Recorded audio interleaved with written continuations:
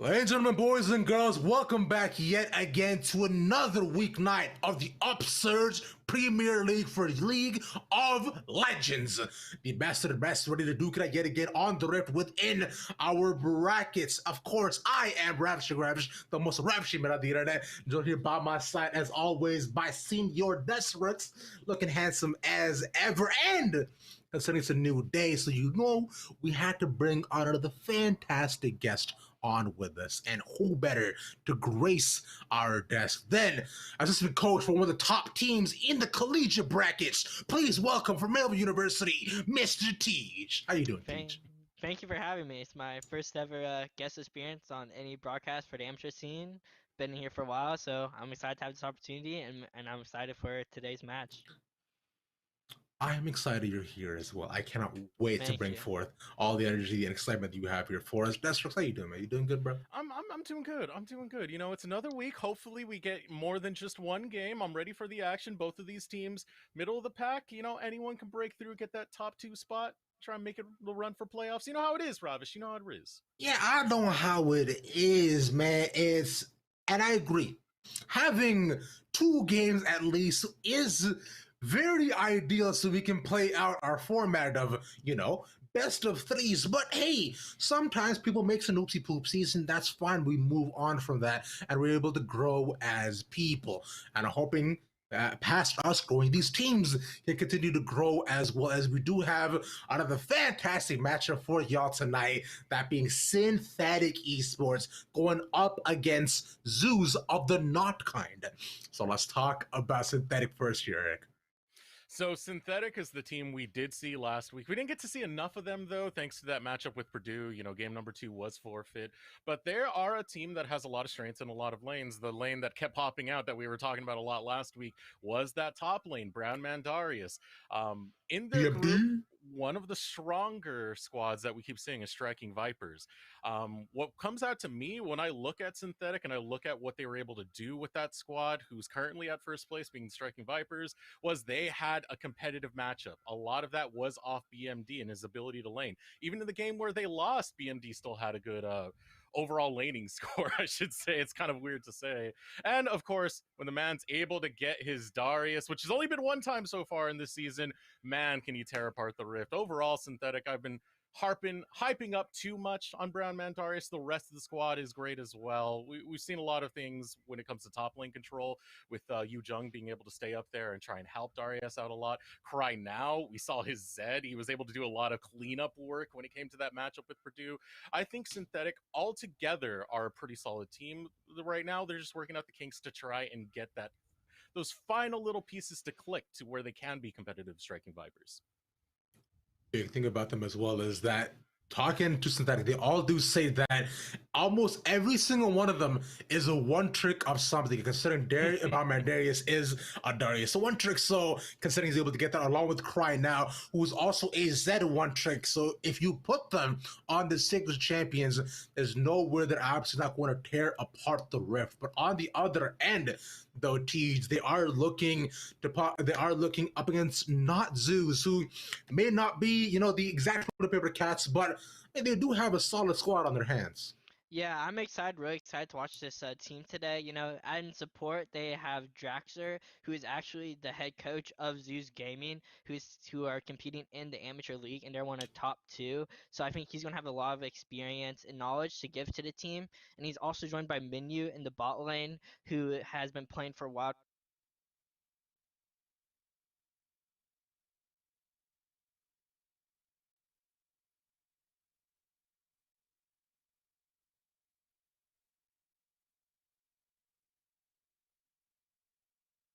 Developments scouting area, and Mhm. during the scouting program, a lot of coaches had a lot of eyes on him, or gave him a lot of acknowledgement.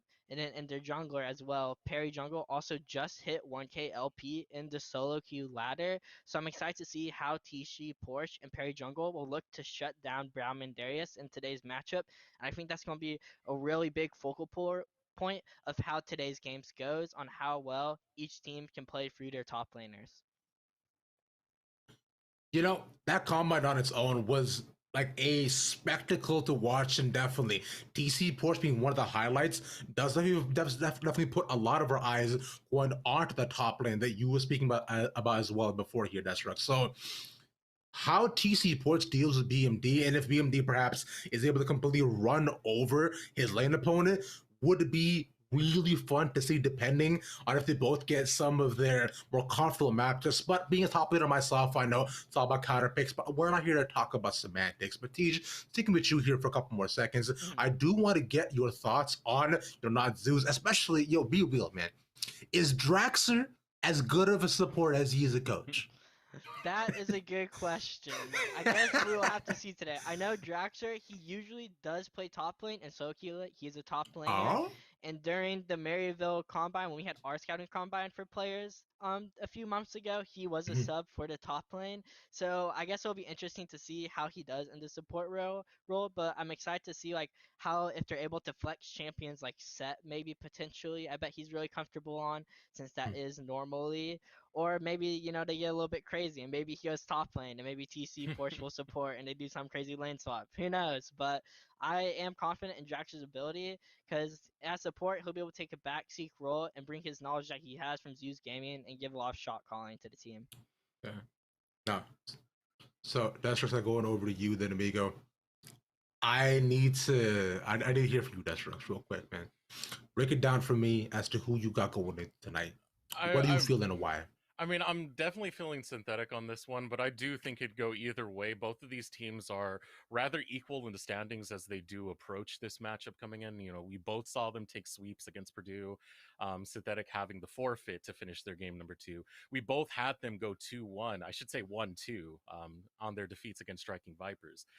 The only thing that sticks out to me is just Synthetic was the more competitive team in that matchup with Striking Vipers. It wasn't just a steamroll. They were able to go up and down with that matchup, but we are going to see a different Synthetic as the last time. ADC as swap. We had Noodles last time in the ADC role.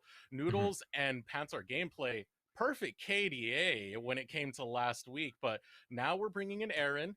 It should be something different. I'm curious to see how it plays out. But overall, I think we're in for a good night of League of Legends. I think both of these teams are really, really strong competitors.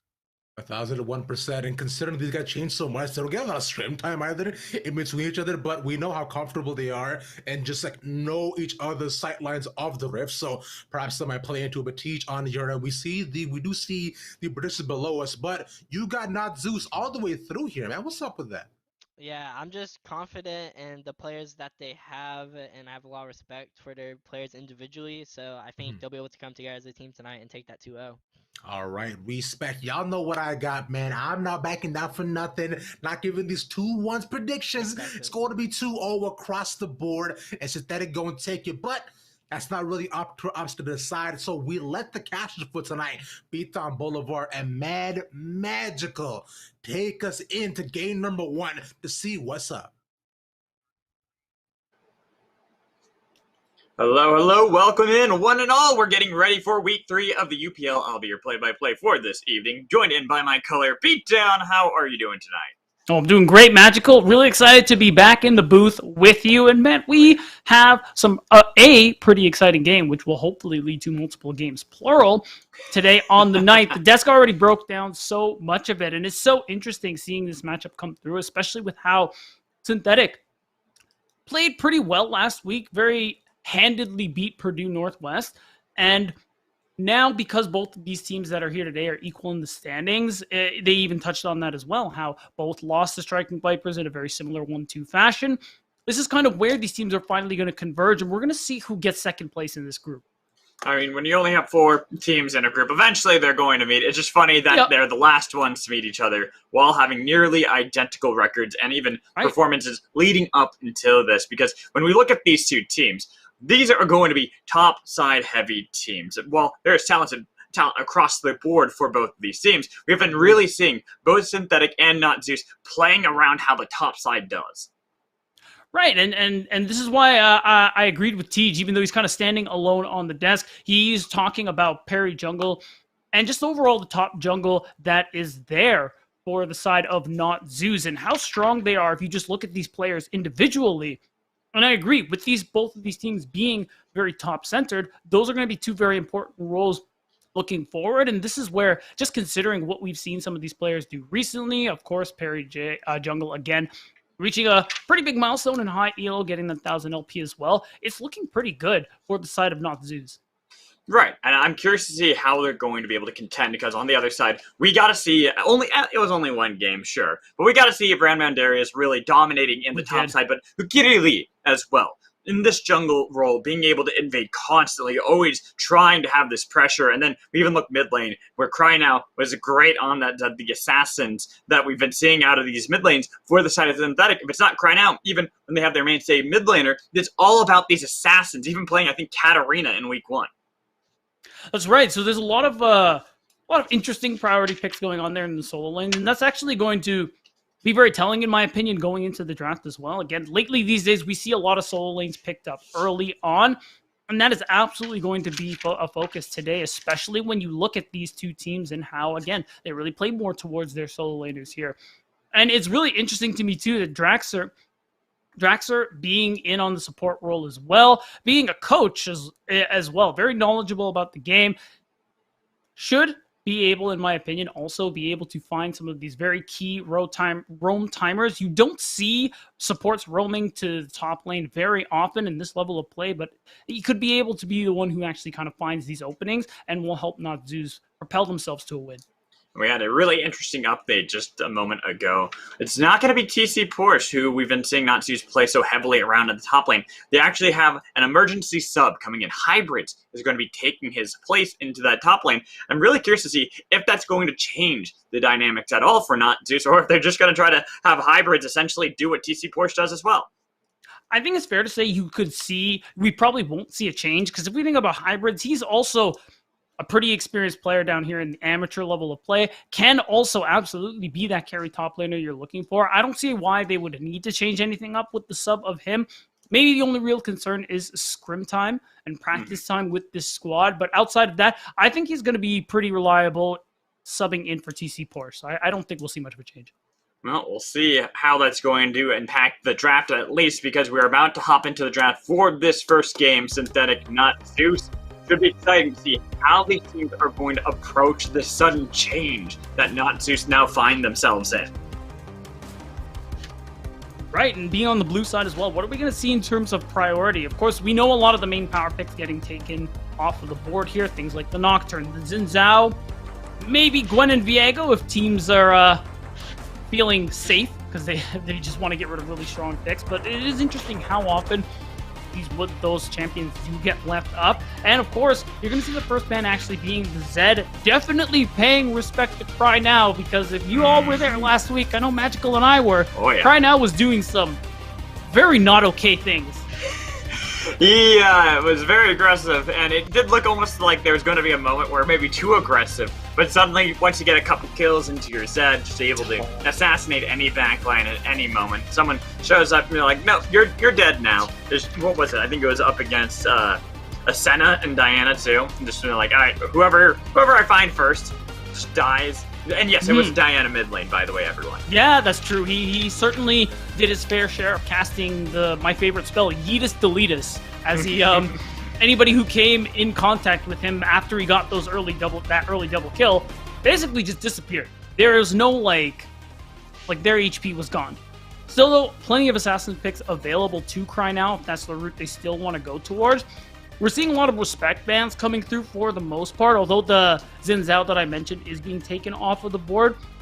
These teams want to prioritize some of the really strong picks that these solo laners on the opposite team actually like to play a lot, because already we talked about it before going into the draft. These are the big deals for both of these teams, the solo laners, especially towards the top side of the map. You want to limit that pool of comfort champions as much as possible. And look at that, Aurelia taken away as well. There is a lot of focus on to a lot more of these, not necessarily niche picks, but the champions that the other team has expressed a lot of skill on. You can see that Kayn being the first ban might even get triple jungle bans from Synthetic. Even though Viego can be flexed around, it is something that can easily be put into Perry's hand, so they take that off the table as well. But now, we have to think, this is 11-14. There's still a lot of powerful picks that are left on the table for both teams because there is this hyper-focus. Certainly. Like the Gwen that I talked about is still on the table here. Diana is available. And we're seeing that hovered currently by the side of Not Zeus. Absolutely something Perry Jungle has played in the past and has had success in. And as long as it's not going to mid lane, that would be a really good look here just to start things off for Not Zeus. Yeah, though I don't assume that Perry Jungle is playing 2 roles, so hopefully he'll be able to get that fixed on the overlay. But I'm interested to see if you're right, if it is going to be confirmed for Perry Jungle. I am assuming so. We saw ISO play that Diana, not have the best time into Crynow, but Crynow was on that set, so it isn't going to be that option this time around. Instead, you see that Synthetic are just taking the power picks. Lee Sin, despite having a little bit of that nerf on 11-13, really has not fallen out of the meta by any stretch of the imagination. Not at all. Still a great playmaker, an insane solo laner, and something a lot of teams are still going to put priority on. So that would be a pretty solid answer here just to start things off. Secure yourself a really strong solo laner. But it's worth noting, Nocturne is still on the table as well. A big flex potential champion there for the side of Not Zeus. The Gwen is finally being taken. And although there's a chance either champ could go in jungle, it's very likely that Synthetic have gotten their solo laners. I agree. I think that is going to be for Crynow, Lee Sin, and then top lane Gwen. We've been seeing that pretty consistently. Of course, like you said, could see the Lee Sin flex around who really loves to play that champion, but here's a champion I like to see oftentimes. It is the boss, Set picked up. This is a champion that oftentimes just gets overlooked, and people regret that immediately afterwards once they're like, oh wait, this guy can flex into 4 lanes as well as is just a monster at teamfights? Well, let's take him. Right, and that flex potential is a big part of what you're talking about here, so that just tells me jungle is off the board at the moment, Magical, but it's really interesting. It was talked about on the desk that Draxler could very well be piloting that on the support. It's a champ he likes to play, but the Graves coming through, he's been very, very slowly creeping up in popularity. You see the likes of Cloud9 Amateur bringing this champion out. Made a very brief appearance in Academy over the last couple of days as well, and Where's Diana going then? Is it going to be that mid lane Diana this time around? That's why I'm so boggled by this. Could it even be the legendary Lane Graves just to try to see if he can bully someone in lane?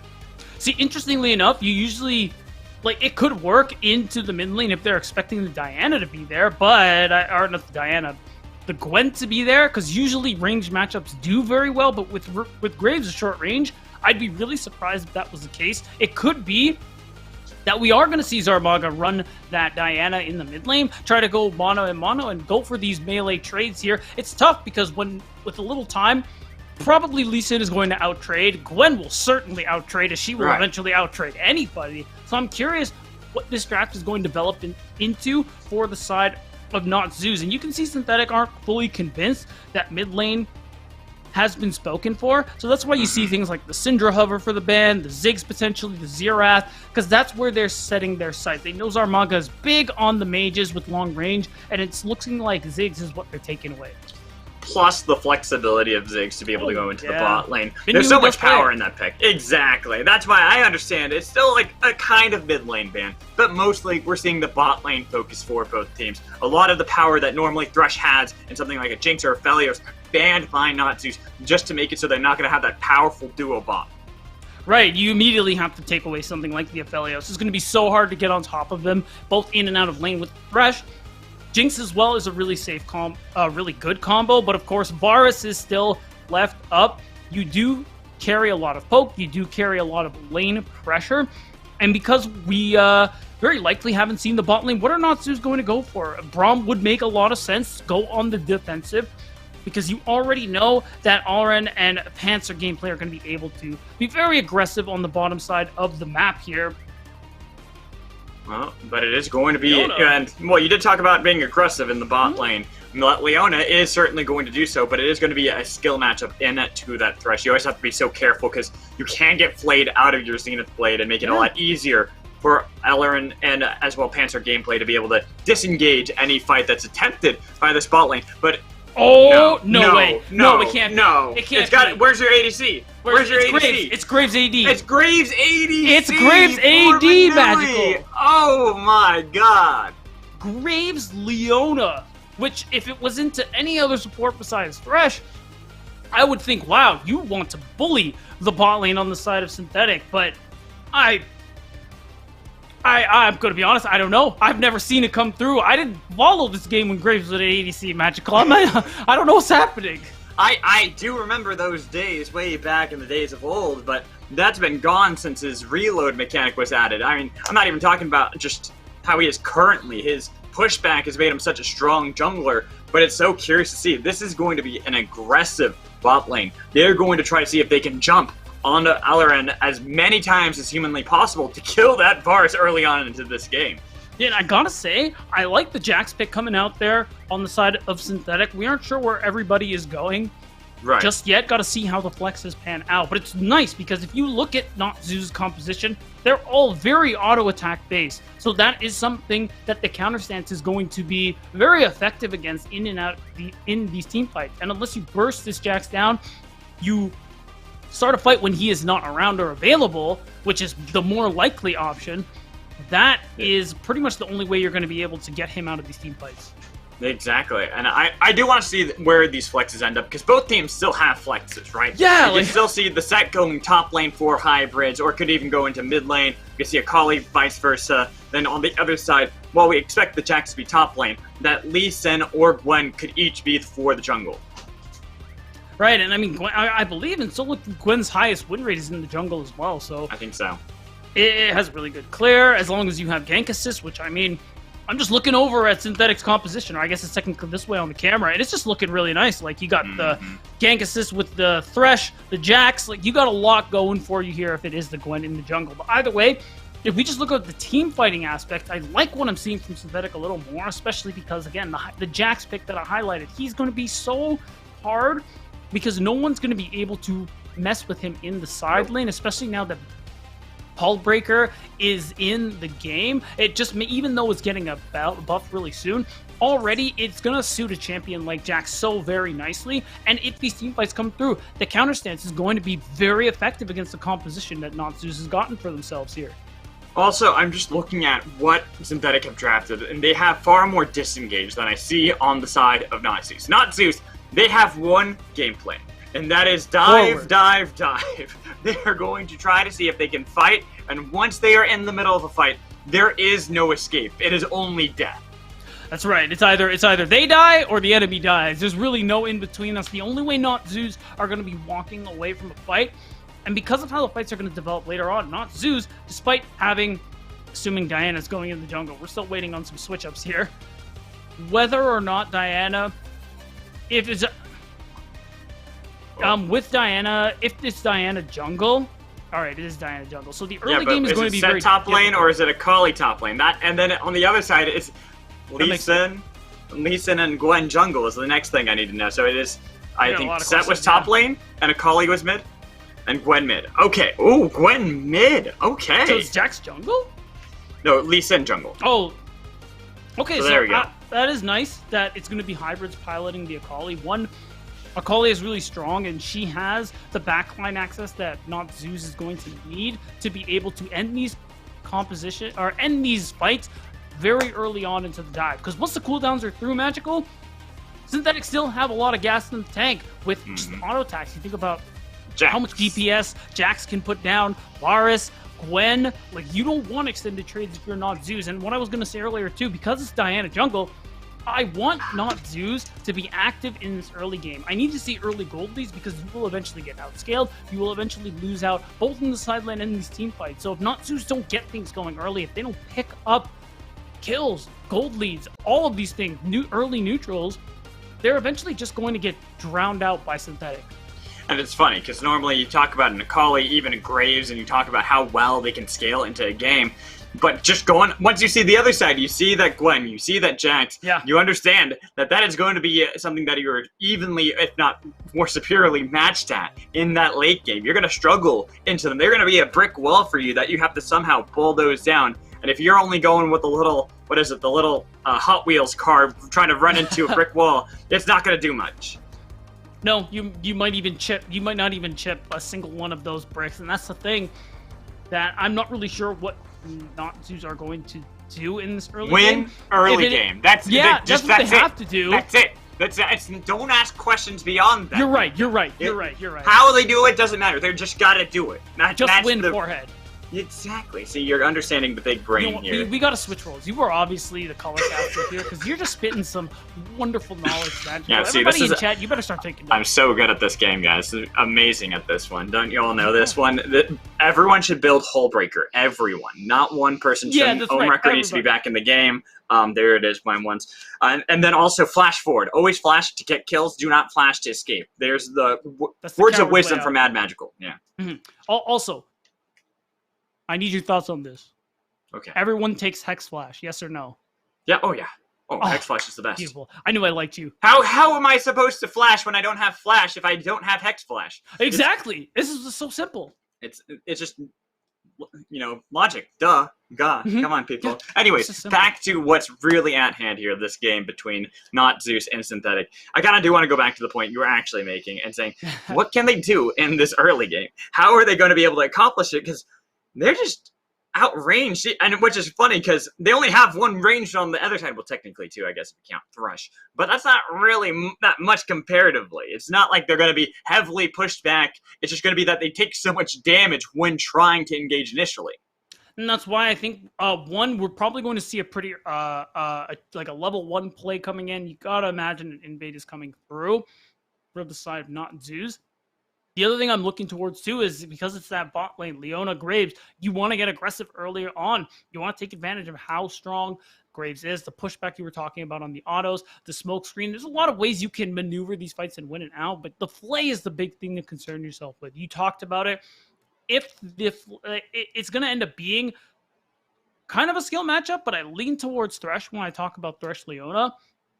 So I need to see the Leona put in work, try and bait out the Flay, try and find these really great angles. And, of course, the ganks are going to need to come through on the bottom side of the map as well. I imagine it's going to be a top start for this Diana. We're looking to go all in on the bottom side of the map. But it's really funny because we talked about how this team is very top jungle. Both of these teams are top jungle centered. And it's probably not what we're seeing in this game.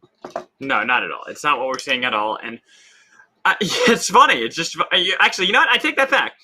It's not funny because I think that it's actually going to still be top focus, and I'll tell you why. Because I feel like I'm looking at the two players, Hybrids and Brandman Darius.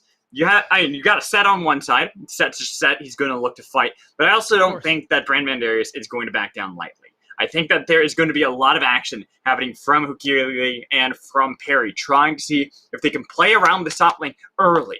But if it doesn't happen early on, then they bail out of it. Then they go into the bot lane, see how that's going to go. That's my prediction. Let's see if the play-by-play can outbrain the color caster as we dive into game 1. There it is. After a bit of a wait, we are seeing Minui run the Graves bot lane. I have literally never seen or casted over something like this, and I am really excited. You know, there's always got to be a first, and today is definitely that first for you, and I'm happy for you. I'm very happy for you, because I have gotten to actually cast Graves, and this is funny, because when I started casting, Graves had already been reworked into the jungle role, so you'd think that I wouldn't have had that happen, but no. When you cast North American Amateur for as long as I have, you've seen some things. I mean, Chilling Walk has been around for a while, advocating for Kindred bot, and a couple players have given in, so it shouldn't be surprise you that I've seen the Graves bot lane as well. Right, and I've only been an amateur for, what? How long has it actually been? Like a year now? And I really thought I had seen like it all, and I'm so excited to just know that there's so much out there, Magical. There's so much still I've yet to discover. Like Graves bot with Dark Harvest, and this is going to be really interesting. We aren't going to see the level 1 play, and the thing I didn't touch on earlier was that you mentioned a lot of action from Hukiri Lee, of course, because he's playing the Lee Sin. If they get information on Perry and where he's going to be starting, which is solo on the Wolves, if they get an idea of his pathing, Hukiri Lee could look to intercept him at the first Scuttle Crab, and already Synthetic will put Not Zeus in such a bad spot for a team who needs to win the early game. But right now, I'm going to have a little bit of an attempted fight here. You can see that there was already the setup. There it is. Draxter Minui try to see if they can catch out Aaron and Pence our gameplay, but only getting a little bit of damage. In fact, taking way more on the way back. Oh, stepping out just a little too soon. You started with the Q instead of the Zenith Blade, so you had no shot on actually managing to close the distance there. Now, the top lane, another matchup we were talking about here. Brandman Darius, he's going to be a problem as time goes on, Magical. We don't see Jax often, but when we do, side lane monstrosity. Unbelievable what this champion can do if he gets even the slightest bit of a lead. Now the Hullbreaker exists. I'm kind of scared.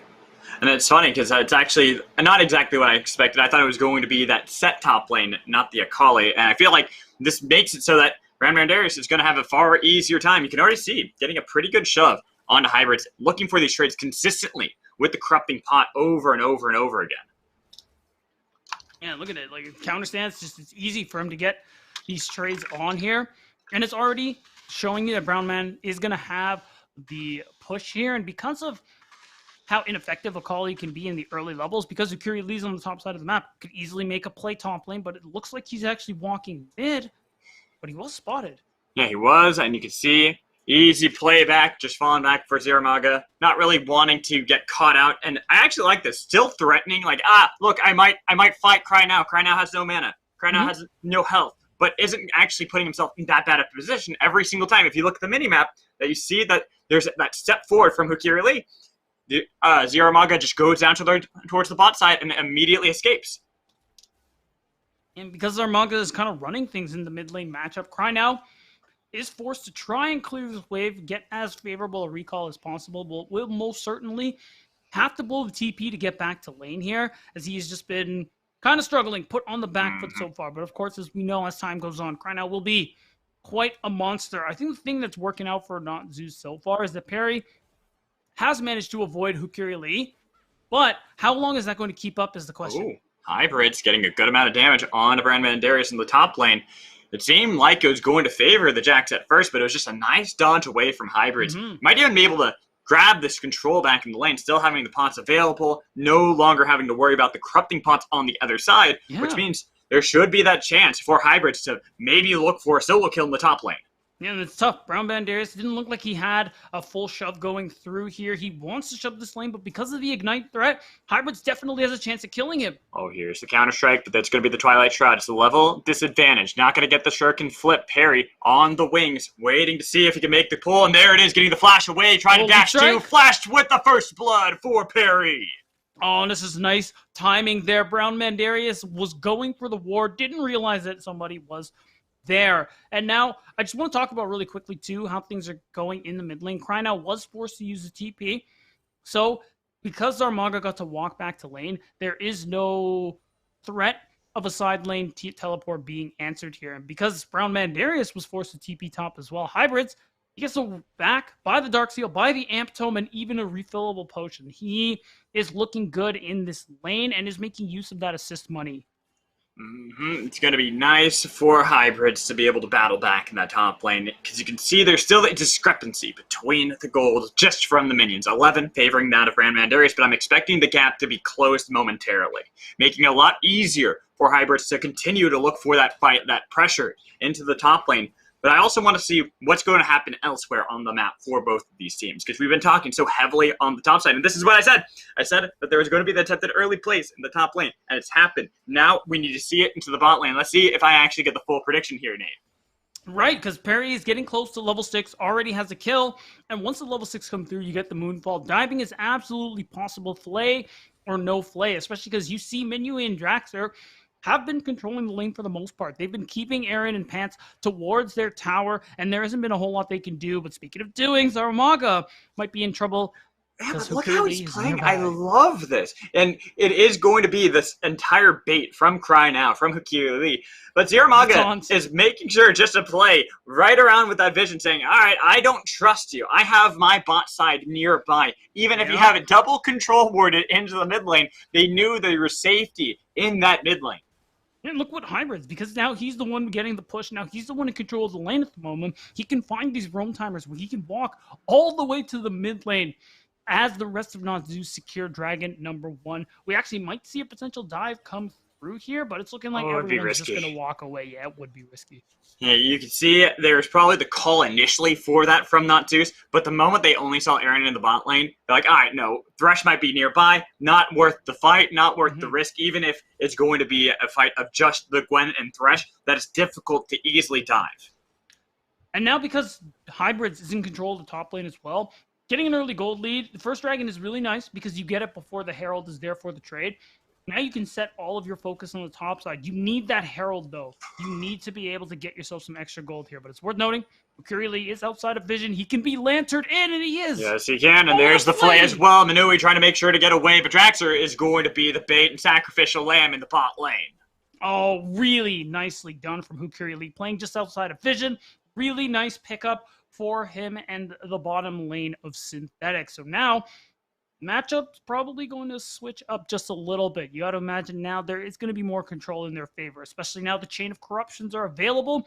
More playmaking available to Aaron down in the bottom side of the map. And Hybrids, well, he's trying to keep Brown Mandarius as far away as possible. He's waiting for this lane to push into him. Yeah, you talked about it. And now Look at it. There He is got the CS lead. He's done Yeah, it. yeah, He's got it. perfect. I mean, you know, I'm looking so smart here. I am so brilliant. You aren't are I? smart. All You right. are. You're okay. No, see, be down. I'll teach you. When I get my ego like this, you got to slap me down. You got to keep I me in see. line. That's your job as a color caster. I got Is you. you got to make sure the play-by-play doesn't get too big for his britches, Mhm, right? I see, Because I see. you're the smarty here. You're supposed to be the smarty. I'm the dummy. Can I try again? That's how, yeah. Try again. Try again. All right. I need you to say that you were like really smart again. I need the whole thing. I'm the you know? most brilliant and the biggest brain in this entire galaxy. You say that, but were you the one who talked about the Rift Herald magical? I don't think you had mentioned it, especially with how much we highlighted. Look, I didn't the think fact that far into the future. Hey man, I'm doing what you told me. Yeah, see, and that's where I come in. I have to banter back. See? Oh, of course. What am I? I'm Yeah. literally just. It's all falling apart. It's okay. It's okay. Just It's- from the top. From the top. Once more, please. From the top. All right. Mhm. This guy named Mad Magical, who I happen to be, brilliant sucks. person, huge genius, biggest brain in the entire universe. And now your turn. You're basically Pinky from Pinky and the Brain. Nerf. Yeah, you're not wrong.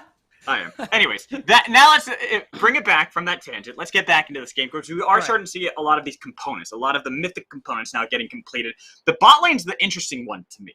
Instead of seeing that Duskblade of Drakthar we've been seeing most Varuses go for after the nerf to Prowler's Claw, we're actually seeing what looks like it's going to be the Immortal Shield Bow for Aaron as opposed to trying to get the damage with those piercing arrows. And it makes sense for a lot of reasons. One, going the crit route does mean you do have a lot of DPS, which is something we were talking about in Champ Select is really important. And the shield, which is very helpful for dives, will be able to at least buy Aaron some time in these team fights, because we talked about it. Lengthening fights for Synthetic in any way, shape, or form only benefits them. So when you think of the backline axis of Hybrids, when you think of all these people trying to get on top of this Varus and utterly destroy him, any bit of shielding, any bit of safety he can get for himself is absolutely welcome. Now, Hybrids. It's a good shove in mid lane, and look at poor Cry now. He thought he was safe with the ward right there. The minions should be able to spot out Hybrids, but he doesn't actually make the call. Cry now gets The enough thumbs up. information. Yeah, he just gives a thumbs up. And I'm like, all right, thanks for showing me your position. Hybrids, I think he wanted to wait until Zeramago was in a better position to dive in, but unfortunately the minions gave it away. So I feel like non-twos are in an interesting moment right now. You have Perry, who has a decent farm lead, who has an XP lead, and can look to really start making plays now. Moonfall is available. Wait, Cry now is in trouble. Yeah, Cry now just takes a lot of damage. This is the thing. You fight a set, you think you're going to be able to beat him, but then you realize that he has a Bramble Vest. It doesn't matter if you're Gwen. It doesn't really help your cause because you're still auto-attacked based. Makes it really difficult in this mid lane for Cry now to really do anything because Set is just one of those beefcakes that just looks to fight constantly. Even there, the needlework's going to come out of Cry now, trying to get the damage onto Zeramaga, but Zeramaga going to be able to drag back in. Clearly lead the kick coming in as well, but there's going to be the punch with the shield. Oh, Perry? Now Perry, he wants to be able to pick up another kill, going to be able to get the Sonic Wave. Perry, who do you choose? Well, it's Hello! Hybrids. He's the one who chooses, and he chooses death for Brown Mandarius. Hybrids not interested in what we were talking about, not interested in the side lane monster that is Jax. Hybrids is pumping the brakes on that immediately. And Zarmaga, both solo laners for Not Zoo, are just running the show at the moment. He's been playing so well on the set. He's been avoiding danger so much so that he is 0-0-0 at the moment here. And we have a play. Oh, that damage! Hello. The burst from Manui. Just having the serrated Durka enough to be able to immediately blow up Panzer gameplay while his teammates take the second dragon. Wow, the timing is so good. You know you have the bottom lane winning here. You kill the support, and it's so easy for you to take this dragon before Hukuri Lee can actually walk down and make the contest play for the steal. Top it all off, you see the Herald coming through. A lot of damage is coming through on this turret, and Hukuri Lee, he can't be there. His life is in grave danger if he stays. So we're just going to see this turret get utterly destroyed by the side of not Zeus, and Synthetic don't have an answer elsewhere. No, they don't. They attempted to have maybe something for crying out mid lane, getting a decent shove onto Xeramaga, but it's really not going to be able to answer the 4 plates that were taken bot side for the side of Not Zeus, getting a lot of extra gold into the pocket of Manui. He's got that Eclipse already completed too, so that he's going to be able to do so much more work in these extended fights against Aaron. And it's interesting, Not Zeus have been keeping things pretty slow and controlled, but are not afraid to turn it up at the right moments here. And it's been nothing but working out for them so far. And the bottom lane turret down to 1 plate. That's easy first turret gold. If we see Minui and Draxler win out the 2v2 again, that could really propel Not Zeus into quite a big lead here. I expect that to happen too. It's just you can see how scared Aaron and Panther gameplay are. And this allows Draxler to easily flash in with the stun, getting even the solar flare. Here's the showstopper. They want to get the kill over to Perry, but it's going to be the jump over the wall. One more slice will get a second kill for Diana. And this is what we were talking about. Draxler being able to find these roam timers to affect other lanes, and it was beautiful. Between him and Perry, crying out didn't stand a chance. And they don't have to worry about top lane, because Hybrids, he's running the show right now. Brown Mandarius not allowed to farm until the wave gets to the tower. And you can see just how safe Hybrids is at the moment. He can try as he may, but Brown Darius isn't going to be able to do anything. Oh, Hukuri going to be able to get the kick onto Xeramaga, but he's got a pretty big shield. Oh, no, he will die there. He was kind of bailed by his teammates. Perry and Draxler wanted to see if they can leave. And I think that was a smart call coming in from Hukuri Lee to allow that. But Manui, realizing there is no support in the spot lane, is going to be able to get the cleanse and flash. That's so much damage. Collateral damage is up. Looking to be able to get that. Doesn't even need it. He whips it anyways, just for show. And there it is. We were talking about the 2v2, but Minui says, forget it. I want the 1 versus 1. And he secures himself solo first turret gold. He is 2-0 right now, Magical, with the Eclipse already built. The sustain is going to be insane. The squishy targets of Synthetic will just not exist anytime they're looking down the barrel of that shotgun. Everything is coming up Not Zeus. It is, and I'm waiting to see what Manui is able to buy after that back, getting a kill, getting the turret gold as well, soloed out for your ADC, in big quotes. I gotta put that, because he's still, it's weird to say, he's still not in my mind an ADC, but he is getting a lot of farm, he is getting a lot of damage, and it's going to be difficult for Synthetic, because we said they can't fall behind. They can't allow the snowball of Not Zeus to happen. This is why they're trying to make the play in mid lane with 3 here. They're going to be able to call down Grand Mandarius, flash over the wall, but Draxler, you don't really have a way out. Looks like you're going to be bailed yet again. Nice sidestep. Wait a minute. I might have spoken a little bit too soon. Draxler gets the Sonic Wave, looking for the kick, looking for the dive in. He's still alive for so damn long. Finally, he'll fall. But now Xeramaga has to use the ult just to try to escape. But now 2 kills have been picked up by Grand Mandarius. Thinking they could turn it, but unfortunately, Hybrids was not there in time to actually assist. But overall, that is just 1 catch out. You'd say worth if you were Not Zeus. The question is, oh God! Now this is going to be worth. Manui, nice kick from Hukuri Lee to make sure that he is manure. That is the playmaking we needed to see from Hukuri Lee on this Lee Sin. Synthetic not taking this one lying down. They're answering back blow for blow, play for play, as we're looking at 5-5 and only an 800 gold deficit on their end here. The only thing Not Zeus really have going for them at the moment is 1, Manui fed out of his mind right now. And 2, they're starting to Dragon Stacker. They've been well on their way to Dragon Stacking. As you can see, 40 seconds till Mountain Soul Point from Not Zeus. And that's going to be a big thing for them to be able to pick up. Both top laners should have teleport when that is alive, when the dragon comes through. So you got to imagine, we're going to see all 5 come through. This is a really important dragon that Synthetic can't let go. But if you're Not Zeus, you really want to have that. Pretty much they have to fight for that because they had this early game snowball rolling for them. This is the setup that we had for them. They have to keep making these plays. Otherwise, it could all go awry and they blow up for another killing spree out of Perry. Even with a dive on Hukiri Lee, they're just too damn tanky on the other side for Not Zeus. They even got Traxxer finally falling with the help of the turret. I know he's going to be able to get a lot of damage back onto Cry now. They will have to fall back. They've won the 2-1 at the moment, but they got to be careful they're not getting picked off like that. Ooh, Homeless could have led to death. But look at the vision. It's so good on Not Zeus' side, and Perry hasn't showed. He already started the Dragon, and no one from Synthetic is much the wiser. They're walking down now, but soon they're going to realize that it is too late. Yeah, they're not even going to go for it, and this is such a big thing for Not Zeus. Thing is, when you're playing comps that get outscaled, this is around the time that your comp most likely is going to peak, the 3rd dragon mark. And the fact that you get all 3 of those dragons, if you can get yourself Mountain Soul, you have a really good shot if you're Not Zeus of taking this game. All right, now, Xeramaga fighting against Cry now, not realizing the needlework damage that comes in, but Perry might have been here in time to be able to at least get one. No, the kick away, finally, with the flash dash. Will be able to pick up the kill, looking for Perry to see if he can get it. Hikuri would love to be able to get that touchdown. Manui is on the other side, not going to be able to get the moonfall, instead has to bail out of the fight, 1-for-1, evened up. Oh, you still take that one. Manui gets another kill under his belt here, and that only benefits such a strong jungler there, but Manui's in trouble. Yeah, he is. The Flay's going to be able to bring him back in, but look at the damage on top of Panzer Gameplay trying to get the TP, but not in time. Going to be able to get the piercing arrow damage with 2 TPs. Who's going to be able to continue the fight? It's going to be a scary track. You got to be careful. Here's the counter strike. Going to be able to get the stun. No, it does not connect on the Hybrid. Hybrids are going to be able to dive back in with a double kill. Coming immediately in for the team. Only 2 members now of Synthetic trying to be able to fight back against the world. But Brandman Darius could not get Hybrids. The TP. It's too late for Cry now. Draxxer is going to have to bail out. They'll probably be able to pick up the kill onto this lone Leona. But honestly, you need to stop this Akali. Even if you get the kill like that for Cry now, that was a huge TP for Hybrids. That's right, and it cannot be enough to stop what's the snowball that Not Zeus are building at the moment. The fact that Hybrids gets to walk away is so big. The fact that he gets so much gold in that fight is also insane because now he's really starting to stack up these Dark Seal stacks here, get all that extra AP, and now he has a stopwatch. So these fights are going to get even more dangerous with him jumping into your backline. And we're talking about fights, even though Baron is coming up soon, Magical, I'm looking at Dragon number 4. That is the big thing here for both of these teams. Will Not Zeus secure themselves out Mountain Soul? Because if they do, this game could end very, very soon.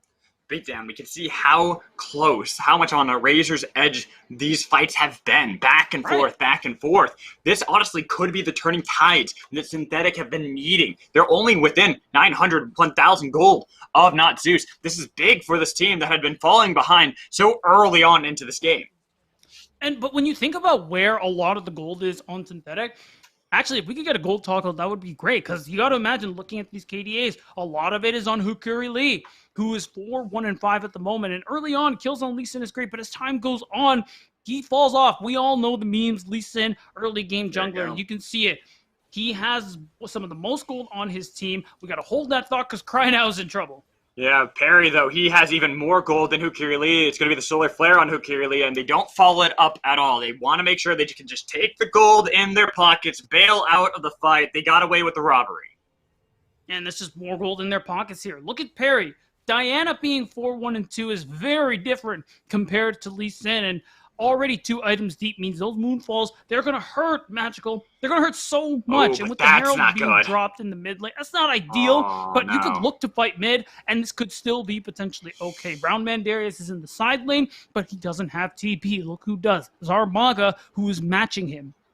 Xeramaga is going to have it momentarily, though. That's the thing. It's going to be up, I think, by the time a fight happens, by the time this Rift Herald does show up into the mid lane. But he's already been able to rotate around because he's pushed too far out in the bot lane. That is forcing to see how they're going to be able to move around the map. And if this is going to be the pick that they can get, they're going to be able to drag back in Panzer Gameplay, the dash away, but the follow-up moonfall damage blowing them up, but they're still alive. Manui needs to be able to get diving under the turret if he wants to be able to pick up these low health targets. They're so low. Brandman Darius, he was able to flash away, but it's going to be a Solar Flare to get another help, and dashed in from Hybrids, getting the flash gen, but he wants these kills. He wants to be able to finish off the members. They're so low, but they just cannot go for the dive. Not under the Nexus. Maybe they can with a haymaker like that from Xeramaga. Cry now on the wrong side of the fight, looking for the needlework onto Hybrid to be able to get the shutdown. But now you're in the middle of 3 members of Not Zeus getting tagged, stunned up, even with the needlework. It's just not enough. The flash, the dash, it might be. There it is. No punch this time for Ziaramaga. Instead, they have to bail out of the fight. Members of Synthetic have been able to heal back up to full.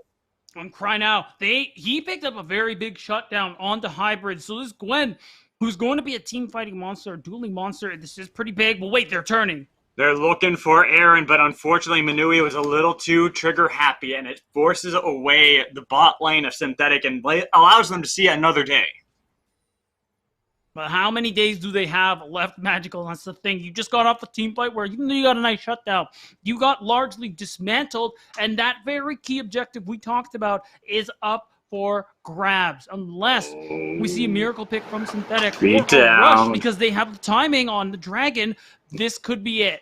And look at Manui, look at Draxler. They don't have that much mana, so they're only going to be able to do so much. They're still waiting for Hybrids. He does not have the TP, but he is on the other side of the wall looking for the flank, but they have the dash into the back line. They're looking to see if they can get the assassination onto Aaron, but he's still alive. Here comes Hybrids. Oh, look at the so HP! low. Can he get the dash? Yes, he can! He can annihilate the members of Synthetic. Getting everyone down. Only Cry now going to be able to escape. Oh, and how long can he escape for? Hybrids is on the lookout for him here, Magical. And oh god, there it is! Oh, and look at the damage from Hybrids. Even with the needlework, it's not enough. You can't be able to take down the 7-1 Akali. And even though Not Zeus can't turn this into a win right away, they got themselves the Mountain Soul, and now the only thing to worry about for the next 6 minutes is going to be the top side of the map. I say that, but they're also going to rush for the Baron. No TP wards anywhere close to the Baron pit, as you can see here. Thank you for the vision toggle. So Synthetic might have to watch both major neutrals go up in only flames. 2 members at the moment on to the Baron. The other ones are going to finally be able to show up. Okay, I was getting a little worried. It's spotted out, but they should be able to take this objective, get away, unless Aaron can get the YOLO snipe from the piercing arrow. Draxler. Just inches away. Oh, and it's so sad. That was really their only hope, Magical. Now, just like that, Not Zeus have a 7k lead. Just like that, they got the Mountain Soul, and finally, they've gotten the Baron buff. It's going to be so hard for Synthetic from this point forward. One fight will decide it all, and I gotta say, I like Not Zeus' chances. I do as well. This is what we needed from them, though. Draxler, he's on this vision duty, this vision game, trying to see if he can have a little bit of an adventure, but he went out all by himself. He's not going to be Indiana Jones today. There is no escape, and they want to give over more gold. I think they wanted to give that to Aaron, but Hukiri gets it with the help of that red buff. Yeah, I'm going to have to agree with you on that one. And it is a little unfortunate from Draxler. Definitely a bit of disrespect coming through. But overall, nothing has changed about Not Zeus off of that kill. It is certainly a consolation prize as now Not Zeus. Oh my god, Hybrids is just full sending it. Cry now. You don't even, you do have the needlework. You have the damage to try to heal back up, but look at the damage in from Hybrids. The TP is the only thing to be able to scare off Hybrids. Branders had the home guards, but just did not want to commit. He was too afraid of this damage from this Riftmaker 10-stack Magi's Hybrids. Oh, wait, Aaron! He should. Okay. Yeah, okay, he got the lantern. I was expecting him to be able to get the lantern. That is the nice thing about having this Thresh. But now, Ziaramaga, he's just looking for a dive anyways. Yeah, look at the shields he has. But now, it looks like it's the turnaround. First it was Draxler, now it's Ziaramaga, easily getting shut down by Branders. But Hybrids will be able to make up for the rest of the team. All right, I'm not going to lie, Magical. We're doing a little bit of happy gaming here if you're Not Zeus. I can't say I blame them. You got to be happy at the moment with how this game has been going, but maybe not too many more risks, guys. I know you're up a lot, but let's just be a little more careful. Rein it back in. Let's roll it back a bit. A little tiny bit. All right, now Manui going to be hit by the death sentence. The Flay not really going to be able to do too much to him. He was on the other side of the wall, just out of range. So Kiri Lee wants to be able to get the kick on Manui, but there's going to be the kill on the tower with the TP in behind Manui, though. The target, he's still alive, and this allows Hybrids yet again to dive into the backline, and nobody can really stop him. They're trying their damnedest, but he's able to get a rampage. He's able to get a kill, but they finally lost Manui, the initial target of the entire fight. The TP coming in from Ziaramaga, finally being able to respawn, looking to be able to re-engage this fight. He's got the movement speed of the home guards, looking to see if he can break back people in with the face breaker. Flashed in front with the moonfall damage, but not enough damage to kill the members just yet. A Synthetic, they're still alive underneath their turret. They'll survive for another day and thwart the pressure of Not Zeus. Oh, Natsus are trying. They're flexing a little bit, Magical, going for the 3 versus 4 after losing the 4 versus 5. Committed everything, even the TP for it, but they don't really get anything out of it. I think overall, again, Natsus still in a really good spot, all things considered. Perry Jungle has been out farming you young Ukuri Lee like nobody's business. I thought a fight was going through, but realistically, there's no world in which level 13 Lee Sin kills level 15 Diana. Let's just be honest here. Yeah, you might have the Gore Drinker. You might have the Styrix Gauge. You're not going to be able to kill Perry. He's got an item up. Yeah, my boy. It's just not going to work out. Exactly. 10 stacks on that Dark Seal, too. 14 matched in Hybrid's pockets. So far, these AP assassins for the side of Natsus are in a prime position to constantly dive members like Aaron, members like Crynow over and over again, with them being able to do little to stop them. And remember, Hybrids was the E-sub. TC Porsche was supposed to play tonight, but Hybrid said, no problem, I got this, guys. 8-1-5 at the moment here. It's just down in CS, but overall has been instrumental in all of these team fights. It has just been monstrously running the side lane. We're still at this point, Magical, with that mid inhib exposed. One wipe, one ace could still end the game here for Synthetic. They just need to hold on. Synthetic didn't realize that they had a little bit of an advantage, but they are going to get picked off. They have the Lantern, but the drawback in to make sure there's no way. You're clearly finally going to be able to take the Lantern to safety, but Hybrids, he's the first on the call. Brandmander is not going to be in time to be able to help out. Look who's here. Take it down and dive in onto Cry now, trying to be able to dash away, but Hybrids, he wants the carries. He wants the backline. That's who he wants to be able to take out of this game. Hukiri takes so much damage from the 5-point strike, trying to be able to get away with the shield, but really is going to be enough to stop the shutdown, unstoppable Hybrids, and they take down every member of Synthetic. It should be a clean ace. Only Brown Mandaris alive, but the Shax, the Counter-Strike can only do so much, even with the flash dash away. He's trying his damnedest to delay this game, but we know that once Hybrids, the 2-level lead, the Zakali can dash back in each and every time, making sure there's nothing this Jax can do to stop him. Just needs to be able to get that last little bit of damage. Rand Mandaris guiding back and doing a great job at it, but it's only a matter of time before either the game ends or his life ends. And it looks like it is going to be the game as the rest of Natsus are on the Nexus for Game 1 victory over Synthetic.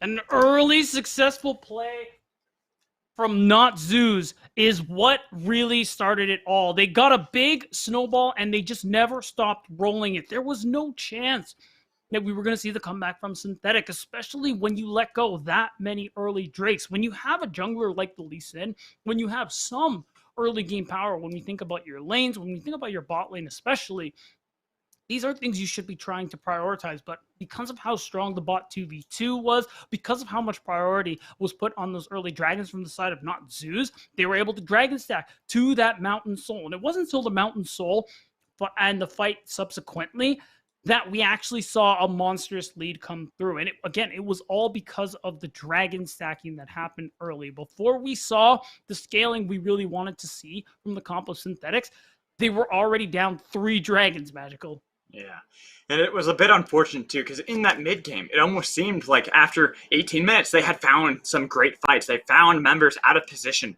of Natsus. It almost seemed like they're going to get into that position where their team comp needed to be. But then we saw Hybrids. We saw this Akali absolutely tearing apart the fights. Even we saw how Perry was on the Diana, also tearing apart the backline. Right, and I mean, all things considered, it's really promising, a really promising showing so far from the side of Natsus. The fact that we saw Draxler also on this Leona, once that early lead came through, he immediately started looking for roam timers. He started trying to make the plays mid, and it isn't so much giving kills to your set in the mid lane, but it's about Cry now.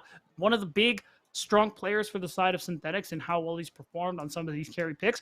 Shut him down. Cry now. Oh, you want to farm and get strong? Okay, well, jungler's here. Oh, support's also here now. Oh, by the way, we're going to do that in about 1 minute and 30 seconds once again. So, put it in your calendar, set an alarm, whatever you got to do. But the point is, Cry now wasn't allowed to play.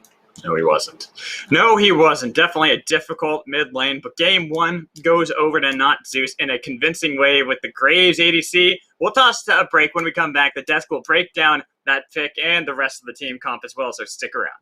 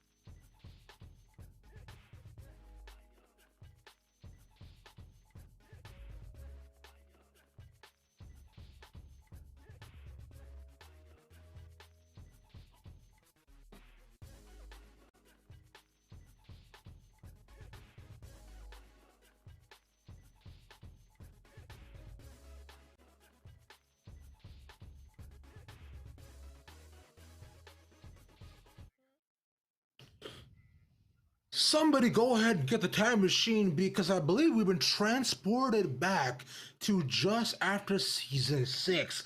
I'm suddenly a lot younger. You know, Eric suddenly has hair again, and Tej, well, I'm sure looks almost the exact same. Welcome back to UPL here, ladies and gentlemen. Ravager here by Destructs, and of course, Tej yet again. I'm Graves AEC is something I was not expecting to see right away. Like, and this in front of my face. First, shout out to Midway for playing that. Looked a lot better than it was, but let's talk a little bit about that bot lane, Eric, to start things off. Okay, so let's talk about our expectations going into this first, because it's Leona Graves versus Varus Thresh. We are expecting to see more priority on the side of Varus Thresh, because, you know, with a good Thresh, all you have to do is get the flay timing right to be able to avoid the Zenith Blade. Problem is, what I was kind of hoping for more was Yujung to appear down there, because it's a very easy lane to gank. Yujung just spent a lot of his time over in the mid lane. When we finally saw him come bot lane, quick kill. It was very simple and to the point, but when he wasn't there, the engage potential that we saw, if Flay was ever off cooldown, then it was open season for Natsu's bot lane to just tear apart Synthetic's bot lane. And it makes me kind of sad, because I did have the expectations to see Synthetic's bot lane do better and be able to time around that, but no Zeus, they just had their number. Yeah, Ravish, before the game started, you asked me how Jax was going to do in the bot lane. I think he did an outstanding job being able to punish when those fresh flays were down. We saw their first kill come from Jaxer punishing that flay being down and going on the Gage. And then right after that, we saw Menu get a solo kill on the Graves without even having to use his ult to finish the kill off, which is really impressive. And I think this Graves bot lane was what really was the shining star for Not Zeus in the early game. Oh, absolutely. It did so much better than I think, like you were mentioning, than any of us ever expected it to do. And considering the way he actually maneuvered around the lane, I remember Tej, you even mentioned it before, like, if you can figure out where to aim his autos, then like wave clear shouldn't really be a problem. Farming isn't really going to be a thing, but I think really went past that, because along with Draxler and Midway on his side too, you can see just throughout the entire lane, not Zeus, their overall control extended past that. Because if you look at the top lane as well here, Tej, that was sick too. Yeah, I would say Perry Jungle did a really good time of punishing Brownman Darius at the 420 timer and getting that first kill in the top lane, leading to hybrids also getting to a solo kill later on into the game. It was so well done. And we were mentioning before about how with BMD, he has a lot of skill in his back pocket, but going up against this Akali Jax matchup really was not, I think, up to his forte. And TC Porsche had a really good time. Really, Beatdown even said it, that they were, you know, that they're playing some fun League of Legends as we get on throughout the game. But Eric, as you look more and more at those mid-game team fights, right? It's just like Zeus was just so strong. It kind of didn't matter what Synthetic really did. You say Zeus, but we're talking about not Zeus here. As you said, it didn't really matter, because if you look at what happened over with this last dragon fight as well, just check out the backline for Synthetic here. Everyone from Not Zeus that is supposed to get onto Aaron gets onto him. They dive straight for him, and the rest of the front line of Synthetic is just decimated as well. There's just too much damage, too much power. You're underestimating Minu and the fact that he has an ADC income on this Graves and can put out that level of damage. Synthetic, they just fell apart at the seams once we started getting into those fights. It was absolutely insane, yeah, because like you were mentioning, my man was equal up against the various, and we were worried about that a lot. That, man, he's not going to be able to farm, we have to poke him out of lane, but no, it didn't matter. Even up against the Leon Thresh matchup, like, the suddenly thing just shifted on a dime that they were doing beautifully. So Zeus or not Zeus, like, you know, fake Zeus not being, they sure performed like one hell of a team here. But Tej, if we're looking at the continuing throughout the game, do you think Zeus has figured out the formula to be able to just take down Synthetic, or is there more still missing? I think there is a little bit more missing, as we saw after they did secure the Baron. They did some of their players did get caught up. It wasn't the cleanest ending that they could have had. So I think going into the second game, that Natsus should look around. Okay, once we get Baron, how do we want to set up? What 2 lanes do we want to be playing through? Where do we want? What side of the map do we want to be putting our resources? What inhibitor do we need to take? Where's their strong members? And just make sure that everyone's out of the base synced up together and not getting caught out in the enemy team's jungle. Exactly. They need to practice the ABCs, that being that it always be closing. Whether it be League of Legends or sales, y'all need to make sure that your end game is that nexus, and however you get there is what matters. The faster the better, honestly, because it makes y'all look better. On the other end, though, Eric, I'm worried about predictions because we're already wrong, but we could possibly make this a 2-1. But what do you think it'll take from the side of Synthetic to make sure they can bounce back from this loss, per se? Yujung, we need to see his pathing be more impactful, and we need to see him focus on the areas where it's like quite blatantly obvious. I was complaining about it earlier. The Graves Leona, that should be a very simple lane to gank, especially when you have the backup of a Thresh. Yujung needs to prioritize his early jungling much better. Going after that Gwen set lane in the mid lane for the first 2 attempted ganks, that's nonsense. It's not really going to happen. You don't really have the setup there. If Yujung can path better, I feel like this is going to be a much closer matchup. As of right now, but it all remains to be seen if it'll consistently get closer, if we'll all join hands and sing Kumbaya in game number 3, or will we get to go home a little bit earlier and I'll get dinner on time? We're about to find out as we go into game number 2 between Synthetic and Not Zeus. We do have Mad Magical at Beatdown Boulevard ready on the docket to take us there. Y'all, let's see it. Welcome back, one and all. We're getting ready for our second game after that first one. Not Zeus. They draft the Graves ADC. They have this all pretty much melee composition outside of the Graves, but he still has to be so close to everyone. Yet they still pull off a massive victory. Hybrids, especially in that top lane. Absolutely terrifying on Akali. Yeah, Natsu's not at all afraid of getting up close and personal. We saw how clumped up they were fighting. Really, from the view we got from our observer, it kind of looked like ants skirmishing over a piece of something to bring back to the colony. They were all just so bunched up trying to fight each other. And again, like you said, the Graves ADC. Shout out to Minui for being a stud, just styling in the bottom lane. And despite it being a not so favorable support matchup, you get a little bit of itemization going, and they're just looking for fights left, right, and center. And I think the very quickly developing winning bot lane for Minui and co. in the side of Not Zeus is really important because, again, we talked about how the dragon stacking was such a big factor here. The fact that it was so back and forth in terms of skirmishing. The gold was pretty much even, only slightly favoring Zeus, Not Zeus, for most of the game. It was a fight at the Mountain Dragon Soul that turned it. And all of that preparation came from the fact that they had stacked all those dragons early into the game off that winning bot lane. And now the question is, Magical, will we see it come through again? Will Graves actually get banned on patch 11.14 in 2021? That's what I was going to ask you. I was going to say this is going to be a very interesting pick and ban. We saw in game 1, Not Zeus actually give the team to really focus on taking away more of the comfort for the side of Synthetic. Sure, the Kayn was taken out of the hands of Perry Jungle, but that's about it. Xin Zhao banned, Viego banned, expected bans. The other ones on the other side, though, Zed, Darius, Aurelia, not necessarily bans that you're thinking off the top of your head that are going to be 11-14 staples. Maybe the Aurelia, you can make a little bit of an argument for that one, but not the Zed, not the Darius. It is all about trying to take away the comfort of Synthetic. And it's been doing so good for them so far, Magical. Not a single issue yet in how Not Zeus have been playing and drafting so far. And it seems like Synthetic, at least at the beginning, feels the same way. We're seeing a lot of the same bans come through. Again, a lot of the comfort from both of these teams. You want to get it right off the board here, and especially on the side of Not Zeus, I imagine the first 3 bans are going to be exactly the same. No reason to change it if it's not broken, but for the side of Synthetic, clearly need to have a new game plan. And I wonder if it's going to be taking away, instead of the Xin Zhao, taking away that Graves. Maybe making it so that you're putting Minui back onto a more standard ADC, even though that was saved for a long time. The Diana, actually, I do highly respect this, because Perry Jungle was the secondary terror for the team of Not Zeus, right behind Hybrids. He certainly was, so that makes a lot of sense, especially with how much priority Diana gets.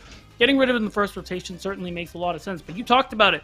A lot of things are still up in the air. This third ban is going to be really important. Will the Xin Zhao get taken away by Synthetic? Because that could easily be something taken over by Not-Zeus. Of course, they are going to let it go. He is one of the strongest jungler currently at the moment, so they just get rid of it. And we're just going to B1 Graves.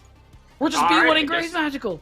Yeah, I guess we're just B1 Graves, and it still has that flexibility to be able to move it all around. Apparently. And I'm curious to see if it's going to be Perry or if it's going to be Manui playing it. Right, now I like this bit of a change if the Viego gets locked in. When we think about up-close melee skirmishes, this is a champ who really thrives. Even if you are down a little bit, once the resets start coming through on Viego's passive, he becomes quite a monster. And speaking of monsters, we got 2 monsters already under consideration for Synthetic as they hover the Gwen as well.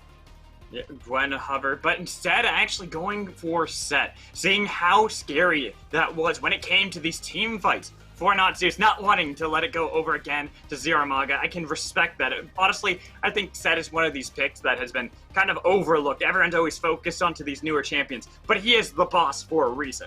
That's right. He's undisputed for a reason, Magical. And again, his flex potential is something people continue to sleep on. And speaking of slept on, maybe we should have given some thought to Hybrid's Zakali, because he was also a big problem. You talk about the secondary being Perry, well, the primary was all hybrids, and it's looking like we're going to see that same champion come through again. This time, it's a Karma, which gives me a little bit of an inkling, if that's locked through, that we are going to see Graves in the jungle, because usually when you run these enchanters, especially Karma, it's really nice to have that double 80 carry, that double range threat damage that you can continuously shield up, speed up, and the like. But the thing is, it's really interesting because we did see that a lot of these battle song users got pretty heavily nerfed not too long ago. True. Taking away that normal power that they've had. Though we've been seeing Karmas, Lulus alike, kind of going back to the Moonstone Renewer build, trying to see if they can have that. And that might work out really well with what's already been drafted. I'm curious, too, to see if it's going to be Xeramaga playing this Karma, or if it's going to be back to the bot lane. Drax are taking that, and now having even more poke that they can provide in this bot lane to chip out at Aaron, out at games or gameplay. Yeah, and it's interesting. It could go into the bottom lane, but with how aggressive Manui and Draxler have been, maybe we see another Leona come through. Nautilus is still on the table if they want to go that route as well. Giving Karma gold XP levels is so nice. I just can't imagine we see her outside of the bottom lane unless we see a really aggressive engaged support come through from Synthetic. But the big thing is, whatever we see on their floor will probably give us more of an idea there, but we're still currently waiting to see what some of these bans are coming through. Volibear, even though we see the Graves, they're not interested. The Ezreal is a good look. Minuit's Ezreal is really cracked, and it's just such a good champion at the moment here. So they do recognize that this Graves could very well be going in the jungle. But I'm also seeing one pick that was banned last time wide open for the taking, and that is that Ziggs. The Ziggs can easily allow this Graves to be rotated back into the jungle where we normally see him, his primary lane, his primary assignment, to make it so, there it is, the Ziggs ban. I was wondering about that. But Not-Zeus not wanting to grab it themselves, instead just taking it off the table, not wanting it to be on the other side to punish this Graves if it is a bot lane Graves again. And you know, the main reason for that tells me you're just denying any range and disengage options for Synthetic. When we think about, it's interesting that we're seeing the Tahm Kench coming through. Some do say he's actually really cracked in the support role, but well, I think that still remains to be seen. The jury's still out on that one, at least in my opinion. But the thing is, because the Devour is now moved to the ultimate, Tahm Kench is no longer the peel support he used to be. So my comment still stands. Synthetic really lacking in peel. They got all in their like swimwear. That's all they're looking to do. That's all they're looking to be, Alex. And the thing with that is, look at all this range Not-Zeus have. Look at the ability to kite that they have because of the Karma. No way they lock that in. Magical, they're not going to lock it in, right? Yeah, okay, see. Okay. But look at this that they lock in. So it is actually a Manui onto a different ADC. It is the Lucian. They have to have this Graves v jungle. No one else can I mean, I guess you could try. Karma jungle. I brute force a Karma jungle. I brute force a Braum jungle in my day. But this is not the game to do that. Not when you have Viego on the other side. Not when you have to worry about the new Tahm Kench, his rotating ability, his roaming potential that he now has to always be able to join up in these fights. You need something that's going to be able to reliably clear, and I'm very curious. You were oohing and awing at this Caitlyn bot lane pick. The outranged matchup now that you see that Not-Zeus have to contend with, though they have the powerful duo, the long-time bot lane duo of Lucian Braum. That's right, stacking the concussive blows unlike any other champion combo in the game. And the reason I'm eyeing at this Caitlyn is because realistically, Caitlyn, you want her to lane bully. In fact, she needs to lane bully because she needs to reach her item spikes early. She needs to reach them first. How are you going to lane bully Lucian Braum? Listen, I know you outrange the Lucian, which is all well and good, but Lucian has a dash. There's a lot of ways for them to get on top of you. And again, once that passive starts stacking magical, once one stun comes through, once again, we're going to see Manui and Draxler run the bottom side of the map. And having the Braum outside of lane also is such a big deal because, again, synthetics are in there like swimwear. They're going all in all the time. That's all they do. That's all they know. So Braum being able to allow kiting potential with the shield that he can offer, with the ultimate, that Glacial Fissure, and also the peel you get from Karma is just a beautiful combination we're seeing here, especially with all the mixed damage coming out from Not-Zeus. Exactly, and that's the thing. It is a change of fates between the compositions of these two teams. True. We see far more of that engage, fight mentality that Synthetic have drafted, which is kind of what we expected going into this day. But then Not-Zeus, on the other hand, they are about skirting these battles, trying to see if they can outflank, outmaneuver, utilizing the outskirts of each battlefield to make sure they can constantly get that pressure onto every single member of Synthetic. And the only thing that really kind of stands out to me a little bit on Not-Zeus composition is the Akali, where everybody wants to pelt Synthetic with damage at range. Akali is still trying to go in. So a lot of what Hybrids is going to be able to do is, again, will we see early leads come through in the top lane through some ganks, of course, from Perry? Possible. You get a lead, you can still be that side lane threat, and through good pathing, being able to find good roam timers, and of course, good TP wards, Hybrids will still be able to have a big impact in these fights. If he's able to access the back line while most of Synthetic's front line is trying to push through, as long as you can keep kiting the damage, if you're the rest of Not-Zeus, Hybrid still has a place in this comp. But it is going to be after a while and trying to get some items, trying to fight up against Set. This is a very brutal matchup for Akali. This is going to be a really hard one to try to contend with because Set is someone who likes to bully early on, likes to try to fight as soon as possible. And we saw, even with Jax last time around, Brandman Darius was looking for those early plays, but it's a bit harder on Jax than it is comparatively with Set. So that's the reason now, yeah, you're right. The early game for Hybrids is going to be a little tougher, but he's played very well so far in the series. We've seen him play well in the past. There is a way where he can outplay the early game damage. We just have to see if that is possible. He ran train in the top lane game 1. Can he do it again in game 2? And of course, jungle assistance is always throwing things into the mix. And when you think of a jungler like Graves, there isn't as much gank assist in that lane because Akali doesn't have much CC. Of course, Graves does have the smoke screen, but that's really all you got going for you here. So you need to find really good gank timers who are parry, and you need to be able to try and bait some of these engages if you are Hybrids.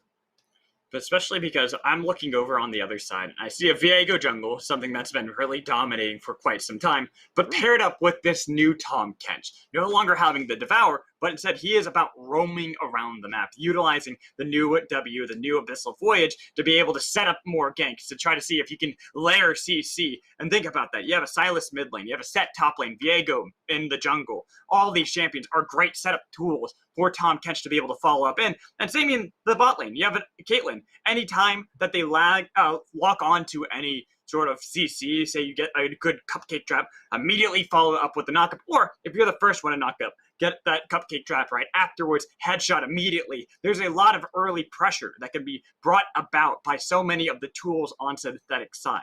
And another way, it's what you said earlier too, the rules kind of reversed. And now Synthetics have the early game prowess. When you talked about the new Abyssal Voyage on the Tahm Kench W, fact is, you can get some fantastic mid lane ganks because of the range of that Abyssal Voyage in level 1. There's a lot of options in this early game, especially with Viego, who offers his own gank assist for Hukuri Lee.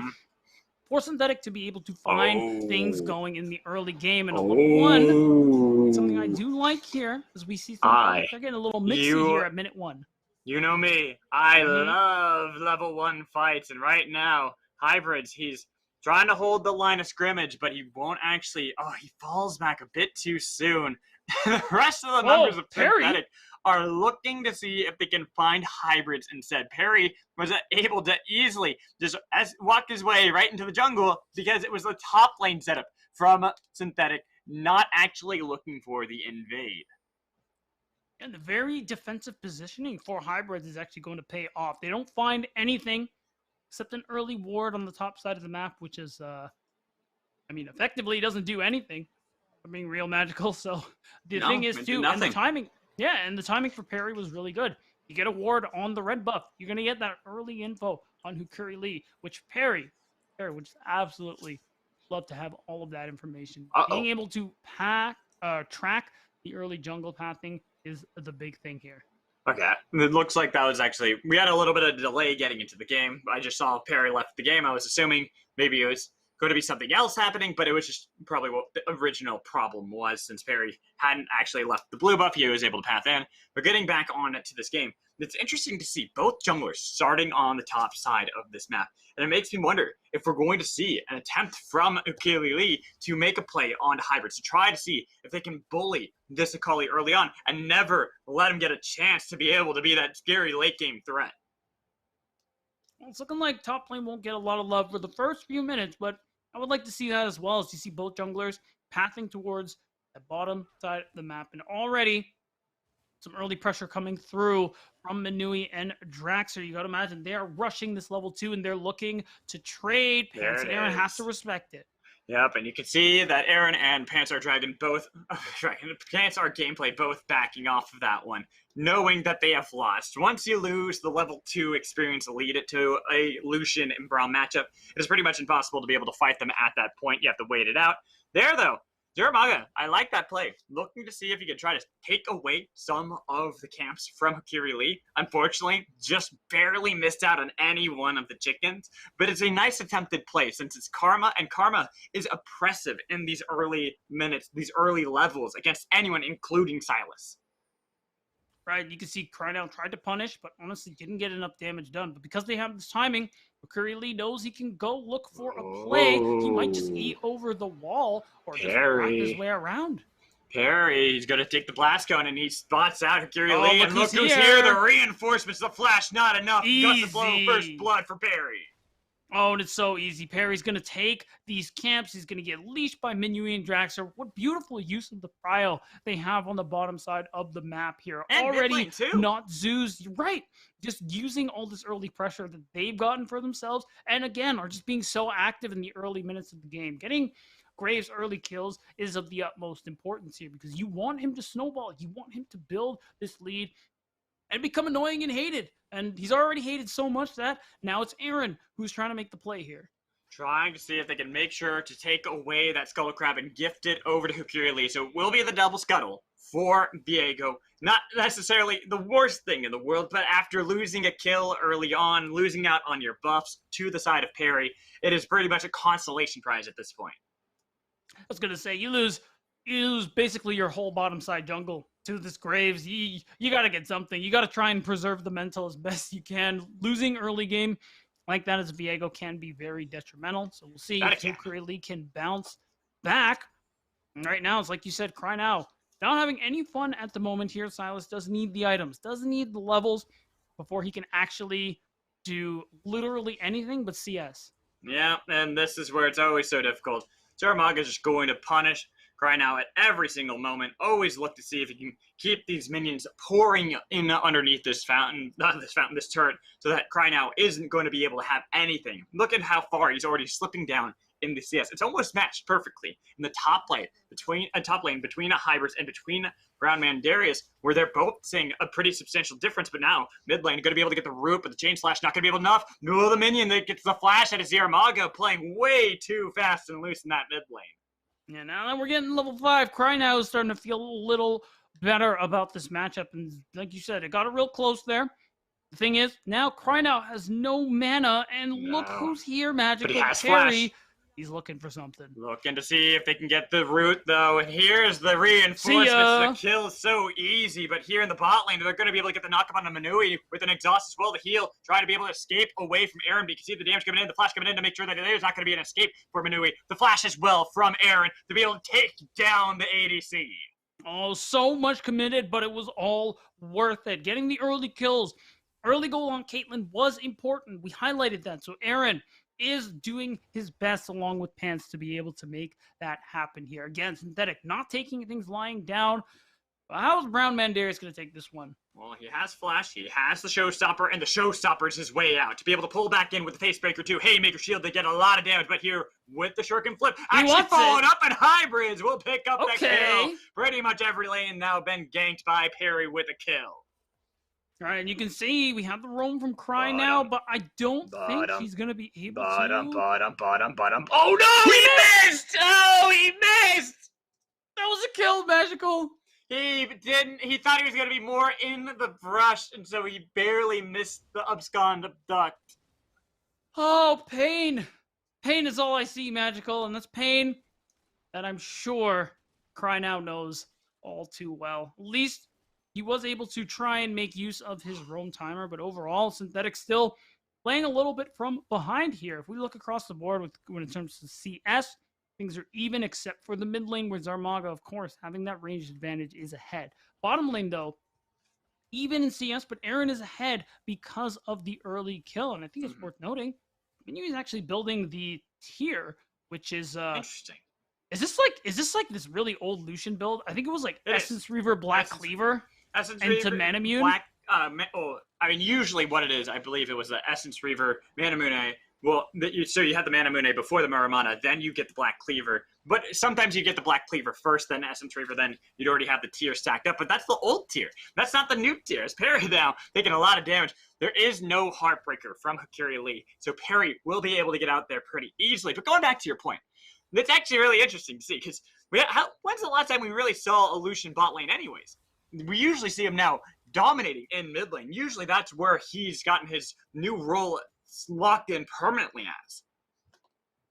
Right, so it is a lot to think about. Like Lucian bot being an old thing, this build being really old. It does do a lot of damage from what I've seen when I personally built it. So it could be a pretty big problem, especially if the Black Cleaver comes through. Any tankiness being built will be slightly, what's the word I'm looking for? Slightly less useful. But you got to imagine maybe you just replace Cleaver with Lord Doms in that instance, because Lord Doms is just better. Yeah, I mean, I could even see it just being trying to shred people like with a Blade of the Ruin King, trying to get something like that, just to be able to get through any of the stats that Brown Mandarius might be able to have. Panzer gameplay, even Cry now being a little bit more tricky to actually take down fast enough. So if you get that health stacking, the health percentage stacking, might be a good gameplay. But here, Hakiri Lee, you're 2 levels down. This is illegal. Okay, this is what I want to see, though. The rotate coming in from the bot lane to make sure they can secure the smite for Hakiri Lee. All right, I was incorrect. It is not illegal because of the bot lane rotation. Now, Hakiri Lee does have access to the Heartbreaker, so you can see the recall coming through here. They want nothing to do with this one. They want to avoid the dive at all costs, but Draxler might actually be a little stuck, decides he's not going to back because Minui is going to be here very shortly. Plus, I do think it would be really risky to look for that dive just yet. Zaramaga still has TP up, so if you try to go for that, especially onto someone like Braum, who can negate a lot of your initial burst damage, it's going to be a really tricky dive. I think it's a good call from the side of Synthetic to make it so he doesn't want to back, because he's fearful that there's going to be plates taken on the other side. But I also respect them not looking for the dive either, just saying, we're just trying to make sure you don't back. You're not going to spend that gold. And once again, we're going to see not Zeus. They didn't get the first dragon like they did before, but I think what matters just a little bit more is this first Rift Herald, because plates are still up. There's a lot of plays you could make off of this to really start to snowball once again. Already 2,000 gold ahead. So being able to make a play either top, bottom, just to be able to snowball one of your carries is going to be really important here. I mean, Hybrids is just running the show once again. Matchup be damned. So top lane could easily be a focus for this Rift Herald. though. Now Brandman looking for the fight on Hybrids. That damage in from the boss. Wait. Solo killing him outright. Wow, now that was right as I say it. Brown Banderas, he wasn't having any of it, Magical, and because Hybrids doesn't have TP, is going to have to walk his way back to the lane after a pretty decent spawn timer coming through. So this is actually a really big turn. You forgot about the beatdown of the boss. The boss, you don't fight him. You don't try to go for that. And Hybrids learned the hard way, but now mid lane, Zaramaga, Perry, they were looking to see if they could find Cry now. Have to back out of that one. But especially because we're starting to see, this is where the power of this Tahm Kench really starts to thrive. When he's able to move around the map consistently, always first on the call, so it's always going to be a man advantage for Synthetic. And because he can join the fight like from a very early point here too, Magical. So if he just wants to jump in with the Abyssal Voyage, even though Draxler and Minui think they can get Aaron, they could easily be able to turn this fight. But it's worth noting, Dragon coming up soon. Harry is in the vicinity. They're actually going to drop Herald mid. So a lot of gold is going to be picked up, and he's just walking straight. Perry, where'd you go? You dropped the Rift Herald and you bailed on Zaramaga. He's got to flash away even with the root. He is able to escape here from the forces that are Synthetic and allowing Shelly to get a lot of damage in spite of the attempted gank. This one's going to be tough. They are going to drop the smoke screen, but he's going to have to do this one quick. He gets it. And now they've got the bot lane first to show up this time around. But you got to be careful. There always could be the potential for the rest of Synthetic to be able to show up. They weren't able to get the kill on Hikiri Lee, but Draxler wants to make sure that they're going to be able to chase that down. All the while, they're looking to see if they can now position for a dive in mid lane. Perry, he wants that kill so damn bad, but he will not find Hikiri Lee. You know what? You got to give Perry some props. Like both games so far, he's just been so effective with his jungle pathing. Not only being able to find these ganks, but always finding time to farm. And it certainly helps in game 2 that he's continuously farming. Look at the damage on a Minui there. And this is what I was talking about, the difference with Tahm Kench and how brutal it could be. It forced out flash and heal from Lucian. If you're forcing out a flash of a Lucian with that one fight, that is a huge pickup for Synthetic. Right, and again, because of all the dives Synthetic have, as time goes on, Minui might be wishing that he has that flash back up if they find a good opening onto him. And so far, Aaron has been running the show kind of like we were hoping with the Caitlyn pick, but still not really reaching the spikes that we're talking about here. You're looking for 2 items at the very least, and you want it as soon as possible. One kill is not really going to do it. That's rough. Having to use the calling just to clear out the minion wave bot lane because you're afraid of Aaron pushing in, taking more plates. Still a minute left until the plates will fall, but there should at least be 1 plate picked up by the bot lane of Synthetic. That much will at least be ideal.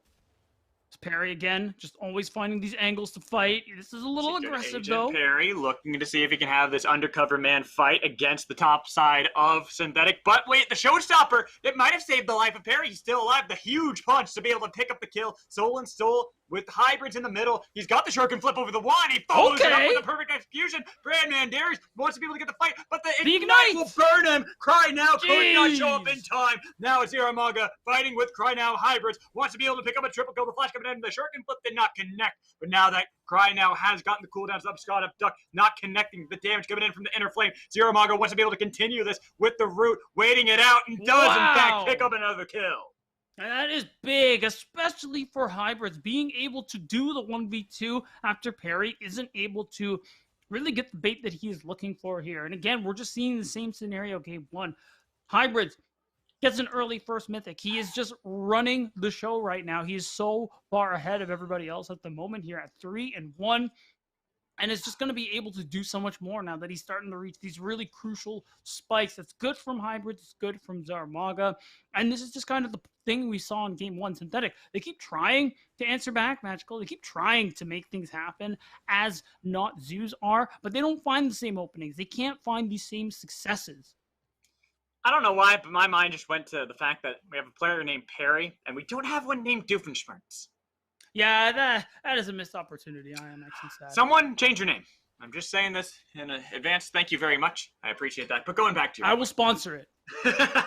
I will too. I would love to see that. But I want to go back to this because right now, Aaron getting a nice push and even getting the knock-up with Panzer gameplay onto Minui. But Minui trying to get the damage back with the Glacial Fissure, doing a lot of damage with that huge culling onto the members of Synthetic, trying to get away with the thick skin, but it's not thick enough. when Manui's easily able to get the Hooker's kill. Look at the here. sideline, looking to see if they can get the stun with a little bit of damage coming in from Hukiri Lee, trying to kite back again, but they had the concussive blows always stacked up. These two bot lane members of Not Zeus able to thwart Synthetic and even getting the TP in, Oh, looking look with who's a here. kill in mid lane. Here's Hybrids to be able to get the perfect just execution, wants trying to it. be able to get the kill on Hukiri Lee. Should be able to easily pick up Oh the kill. my Aaron trying to be able to God. kite back away, getting a little bit of damage, but now Brand Banderas in the middle of the fight against the bot lane. The unkillable members, they're constantly surviving, constantly thriving, and they're kiting back away yet again. Nobody can touch them.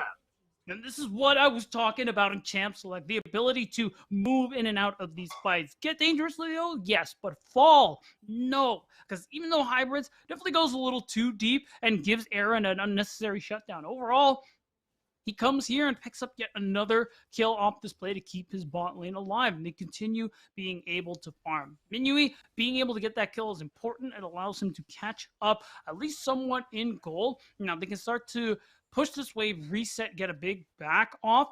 And we could see that Mana Immune purchase come through because it is Gale Force Mythic. Yep, they're looking for that either Mana Mune or well, I wonder if it is going to be the Black Cleaver here, or maybe, as we had mentioned before, the Blade of the Ruin King build, just to be able to get a little bit more, but we'll have to find out momentarily. Instead, going for the cooldown boots of Lucidity for Manui, not even going for Berserker Greaves. It makes sense when you think about Lucian. It's the reason you go PTA as opposed to Lethal Tempo, Hail of Blaze, whatever the case may be. It's about the passive, getting the double autos off, and to be able to do that is to use your abilities as much as you can. That's why I think Fair point. Lucid Boots purchase is quite good, and I think it's interesting too, just to zoom out a little bit if we're talking about macro plays. Not Zeus this time around have not been putting a lot of emphasis on dragons. They know bot lane hasn't been going like they might have hoped, so now they're focusing everything on the top side of the map, and look how much they've gotten for it. Shelly charges into the second turret. Perry, what are you doing? You're in a little trouble. Trying to be the secret agent yet again to be able to get away, but he's knocked up into the air and has a huge amount of damage on the air. And the follow-up, they got the flash, but it does not help at all. The perfect execution, and now suddenly all the members are here for the fight. The only one missing is Manui, but they don't even need him because they got this concussive blow stacked up onto Hukiri Lee to get able to flash away. Hybrids not taken down by the Haymaker, but he jumps back in. He gets the kill, but he will finally fall in the fight. The flash coming in from Cry now, but they just need to get one more tag. They'll survive the fight, but Hybrids somehow going back in with no health to pick up a kill.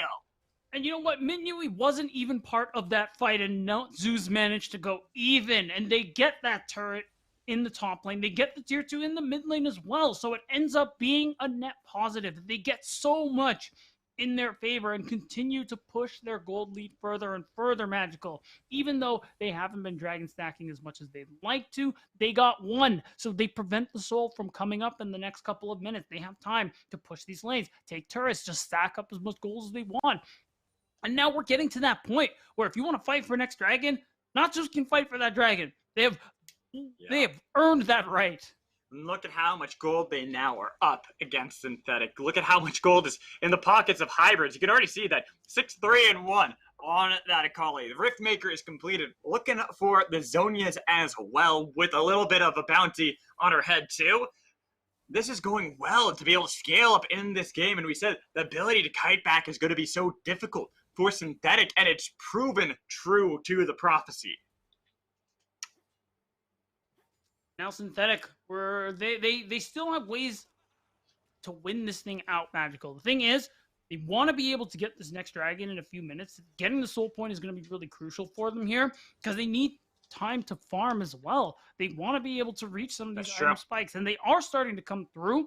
We could especially see Hukiri Lee start to really make waves in some of these fights, but can you find the angles you're looking for here? Pants, he's found some good engagements, but the Abyssal Voyage has to be really big to start things off from range, because we've seen Not Zoo's ability to kite in these fights, to stay alive and consistently output damage from their ranged carries. So they have to be able to find some backline access somehow. If they pop Minui, if they pop Perry, everything falls apart for Not Zoo's. That it does, but you can already see that it's getting more difficult by the minute for Synthetic to do so.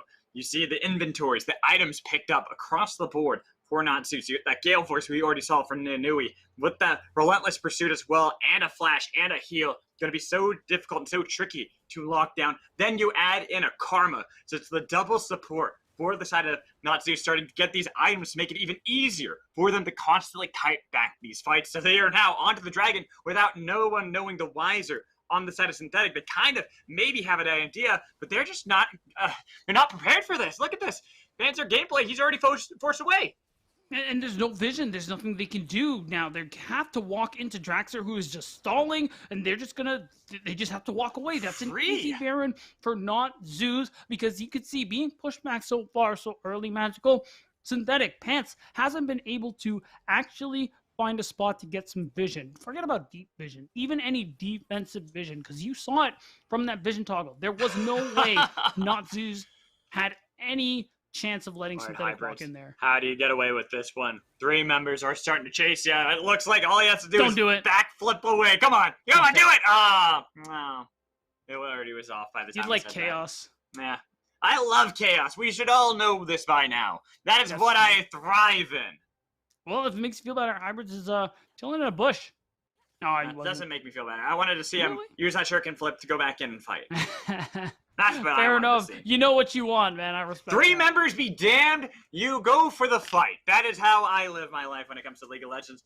But now I'm starting to see that it looks like it's nearly insurmountable for Synthetic. This was a composition drafted to be able to win the early game, and it hasn't been able. It only did for a moment, and everything started to fall apart. Now they have to go and reset backup plan. Scale up. Hukiri Lee and Aaron need these items. But you can see Hukiri Lee still only sitting on components. Aaron might have been able to complete that Phantom Dancer, but it's still delayed and still behind the members of Not Zeus. That's the big thing that I wanted to talk about too. I'm glad you bring up Aaron. 2-item spike, great. Shield bow, Phantom Dancer, looking pretty good. Problem is, Minyu has also reached these 2-item spikes. Actually, the rest of Not Zeus has as well, and that's the problem with Caitlyn. If you don't have a substantial, or at least 1-item lead on your opponent, you're really going to struggle, because it's going to peak very soon. And at this point, even then, Synthetic are having trouble actually trying to answer, actually trying to win these fights. So unless you try to punish somebody like Hybrids in the side lane, try and make a big play, you don't win out in the straight 5v5. And the thing is, even that window is closing, Magical. Synthetic are running out of options. They're running out of time. And maybe if they take this fight, their time will be up. There's a deep lane ward behind the members of Not Zeus, but here do they even follow it up? They're going to be able to get the knockup on Manui, but the shields are huge from the side of Ziramaga, making sure that they're all surviving and thriving. And here's Hybrids. He's stunned it for a little bit, but he's able to dash back. So many low health targets on the side of Synthetic, but also even up on the other side. But with a Baron buff on the heads, Not Zeus look to be able to crack open the base, getting the flash dash, and even getting another flash out of Hukiri Lee. Manui diving in, having a lot of damage. They've taken down Hukiri Lee. They've traded the Braum for it, but an inhibitor as well. The rest of the members of Synthetic desperately trying to fight back. They're able to get the kill on Akali. The rest of the members now forcing out the 2 surviving on the side of Not Zeus. Huge punch with the haymaker to blow up Perry, and only Ziramaga survives. Oh, we're definitely getting a little too big for our britches here if you're Not Zeus, but Synthetic, they are the ones who still find this engage and manage to hold on long enough. If Hukiri Lee lived when some of those picks started coming through, that would be a much more one-sided fight because of those Viego resets. But still, Synthetic, they hold on, they pick up some shutdowns, and they wipe away the Baron buff. It did cost them their bottom inhibitor, Magical, but that is a price you're willing to play when you are so far behind. Pretty much you're just hoping to be able to pick up anything, delay this game as much as possible, because like we said, there is the backup plan. Falling back on Caitlyn and Viego, scaling into this game and becoming absolute terrors. That is what they can rely on now, that they've actually been able to stall out the game only momentarily. That's going to be the big thing for them, is it's only a little bit of a respite. Just a bit of a reprieve here for Synthetic, who have supers pushing on the bottom side of the map. Because there's no neutrals, not really a whole lot they have to worry about yet. 2.5 minutes till the next dragon, 2 minutes till the Baron. These are things to look out for. As you see, it's the play for mid-prio once again. Pants could look for a play with that Abyssal Voyage. He has his team nearby. And, But Hukiri Lee taking a lot of damage, forced to ult away. 2 TPs, collateral damage as well. They're going to be able to get the knockup on Cry now with the Glacial Fissure. He's trying his damnedest in the backline, but he's easily killed. He had no way to heal up, not against the grievous wounds on the side of Not-Zeus. And now, like you said, this might be it. This might be the final fight coming in from Synthetic. They've already lost 2 members, and they're forced underneath their Nexus turrets.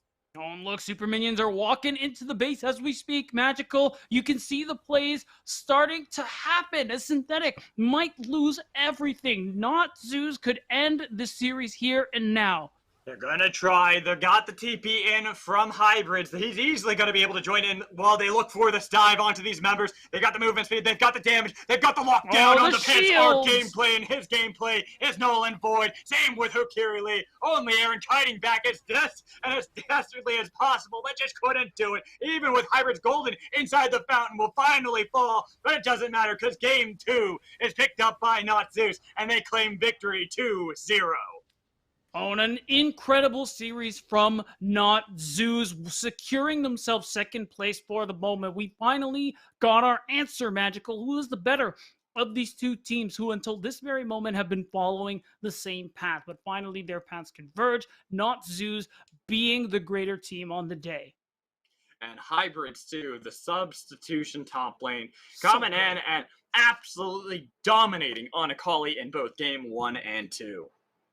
And it's tough with all the things you have to consider banning away. Unfortunately, Hybrids Akali, I guess, was not one of the things under consideration for Synthetic. And allowing him to be able to get that both games is a little tough. He's so effective on the champion. And despite seeing the bit of a switch up when it comes to style of draft, just running the map, working together as a team, there's so much of that skill displayed on the side of Not-Zeus. How they play the early game, how they play with priority, and how they play around vision. They understand their win cons in both games so clearly. First game, you stack dragons. You know your comp peaks sooner and doesn't scale as well. You just immediately get soul point as soon as possible. You win with soul. Game 2, they're cool to scale. They put everything into hybrids in the early game. Focus heavy on the top side. Let a couple dragons go. Magical, who cares? And then again, solidify an insanely large lead that just rolls them all the way to the finish line. And rolled to the finish line, they did in 2-0. Only Tej on the desk being correct. In fact, why don't we get back over to the desk and let Tej rub it in the face of both Deserex and Ravish. Ravish, take it away. Thank you. Beatdown and Mad Magical. Fantastic games coming out of, I would say, not Zeus today, but still the spirit lives on through the domination we continue to see. And Synthetic really just seemed very out of pocket with the plays they are making, but when they reach inside those pants, they can find nothing but just empty change. So let's talk a little bit about how Zeus did it here, Tej, starting off with those early kills. Yeah, I was really impressed by Zeus' early game, especially with this first level in jungle invade that we have coming in from Perry Jungle. Mm-hmm. As we can see, Perry Jungle does a really good job of playing off of both his prio mid lane and bottom lane, and we see both the Braum and the Lucian come up for this invade, and as we hear, easy as that, gain the first blood onto Viego. This really balloons Graves into that big lead that he gets for his team. He even ends with a Flame Horizon as well, which is really impressive on jungle. So good job from Perry. Yeah, huge stuff coming out of him, and I find like from there the game really did continue to be jungle gap here, Eric, because like honestly that's underplaying. The game was a jungle canyon, it was a jungle meteor. Yeah, right? Yeah, I definitely see it that way. Perry Jungle is really, really good. Yujung, I had my criticisms about him early on when it came to game number 1, and those criticisms are still standing. I have 0 when it comes to Perry and how they played this. Even with hybrids and this dive setting up for him, he's still able to escape from that. It looks like, he's under the tower, he's about to take that last tower shot. No, hybrids gets away and gets his recall off, all set up off Perry. Perry was so active on this map and pivotal to the success of Zeus in this game. And that's one huge thing we were talking about as well, is that this kind of success from Zeus, we're surprised we didn't see it earlier, but I'm very happy to be seeing it now, like how they really are just showing up and showing out off of out so many of these guys, considering many of the roster here plays on different teams, one of them's even a coach, so the fact that all able to come together and just show how good they are genuinely continues to baffle me. But sticking with you here, Eric, do you think, again, like, are Zeus just better, like in all senses of the word, or do you find today was a really good day? I'm gonna say a little bit of both. They definitely looked better. I like their draft more with the way they did things in game number 1. The Graves was a surprise. In game number 2, they went mostly standard, a little bit of a surprise Lucian. Synthetic tried to pull something out of their own, it just didn't work. But Zoos are not afraid to try things out. They're not afraid to be aggressive right now. They do seem like overall the better team on a good day. Yeah, and Teach, go back to you on as well. You're the only one who actually had complete faith in Zeus. I'm shocked we did it earlier. Your 2 prediction came to today, so congratulations to you, my friend. Thank you. Absolutely fantastic stuff coming out of you, man. But if you were to talk to the guys over on Synthetic, from your, from your overall coaching background, what would you recommend to them to be able to pick up the pieces a little bit and then go forward with a fresh mind into the next week? Yeah, I mean, if I was on the side of Synthetic working with them, I would just watch over those games and look at where were those 1 or 2 errors that happened in the early game and how basically they could adjust to those. Because I do think a lot of their mistakes did come from the first 10 minutes, which usually are pretty easy to fix if you're able to if your laners are able to set up the right things in the game. All right, lovely and wonderful to hear the not Zeus, man.